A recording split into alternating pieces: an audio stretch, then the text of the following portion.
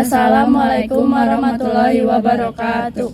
Kami dari kelompok 11 akan mempresentasikan materi kewarganegaraan. Sebelumnya, kami memperkenalkan diri terlebih dahulu. Saya Siti Zara Nadira.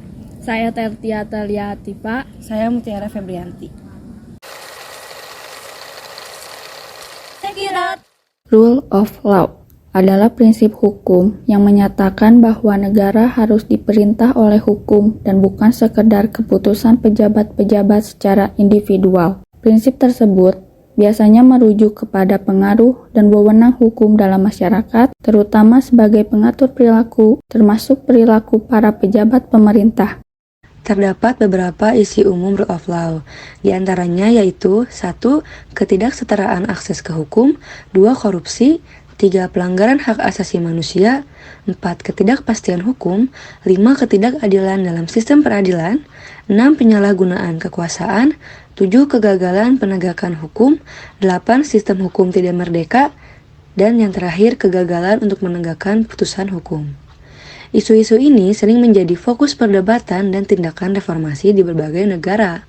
Upaya untuk mengatasi isu-isu ini dan memastikan pelaksanaan yang efektif dari Rule of Law dapat memerlukan reformasi hukum, penguatan institusi peradilan, peningkatan transparansi, dan upaya lainnya untuk memperbaiki sistem hukum dan peradilan. Penjabaran prinsip-prinsip Rule of Law secara formal termuat di dalam pasal-pasal UUD 1945, yaitu sebagai berikut. Pasal 1 ayat 3. Negara Indonesia adalah negara hukum. Pasal 24 ayat 1. Kekuasaan kehakiman merupakan kekuasaan yang merdeka untuk menyelenggarakan peradilan guna menegakkan hukum dan keadilan.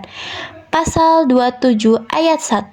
Segala warga negara bersamaan kedudukannya di dalam hukum dan pemerintahan dan wajib menjunjung hukum dan pemerintahan itu dengan tidak ada kecualinya.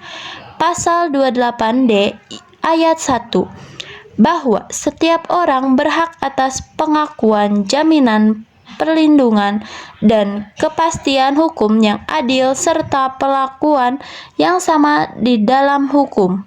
Pasal 28D ayat 2. Setiap orang berhak untuk bekerja serta mendapat imbalan dan perlakuan yang adil dan layak dalam hubungan kerja. Strategi Rule of Law yaitu 1. Keberhasilan harus didasarkan pada corak masyarakat umum yang bersangkutan dan berkepribadian masing-masing di setiap bangsa. Yang kedua, Rule of Law yang merupakan institusi sosial harus didasarkan pada budaya yang tumbuh dan berkembang pada bangsa. Yang ketiga, report this as Rule of Law sebagai suatu legalisme yang memuat wawasan sosial, gagasan tentang hubungan antar manusia, masyarakat, dan negara harus ditegakkan secara adil juga memihak pada keadilan.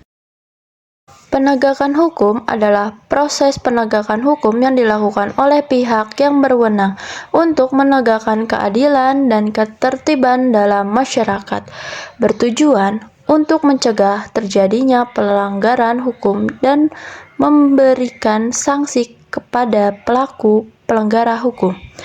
Kesadaran hukum adalah pemahaman dan kesadaran yang dimiliki oleh individu atau masyarakat tentang hukum dan penerapannya dalam kehidupan sosial, bertujuan untuk mencegah terjadinya pelanggaran hukum dengan cara meningkatkan kepatuhan terhadap hukum yang berlaku.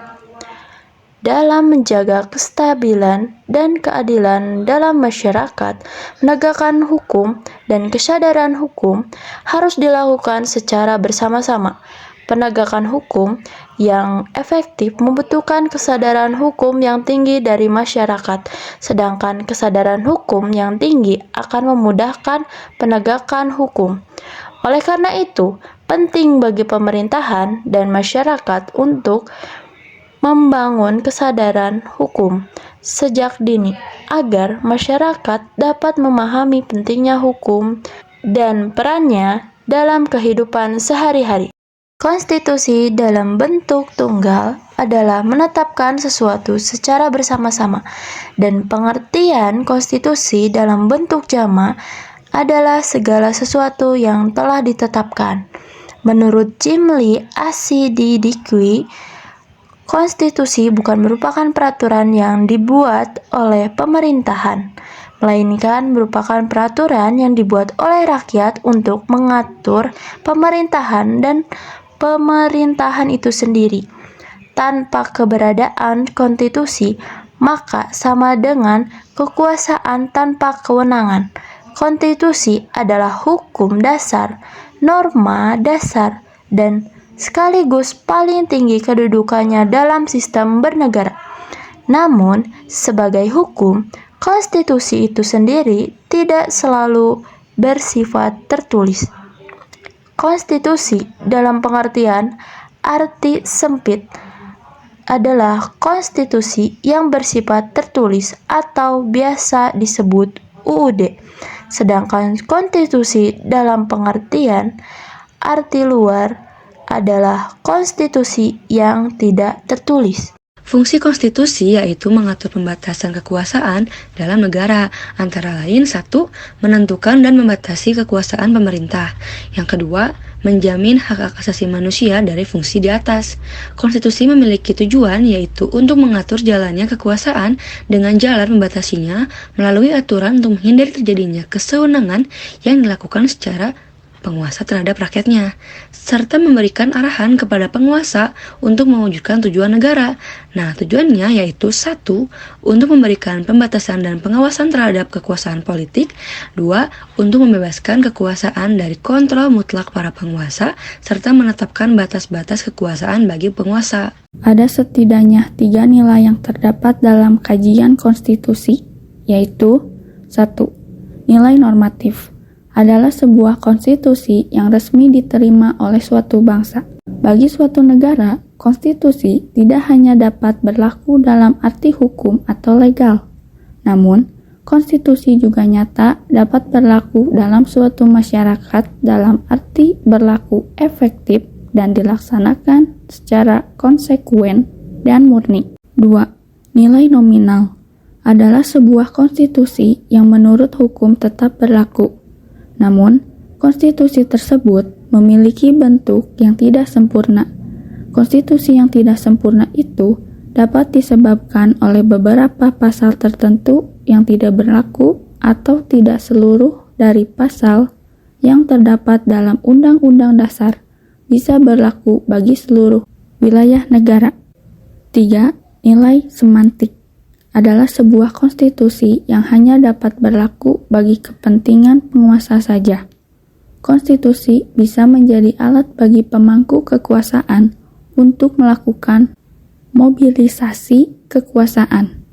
Hal itu menjadi alasan dalam melaksanakan kekuasaan politik terhadap warga negaranya. Konstitusi memiliki sifat-sifat fleksibel, luas, dan rigid, kaku, tertulis dan tidak tertulis.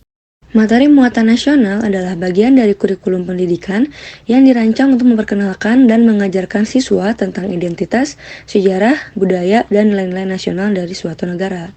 Isi materinya yaitu 1. Pasal-pasal yang berisi materi pengaturan sistem pemerintahan negara.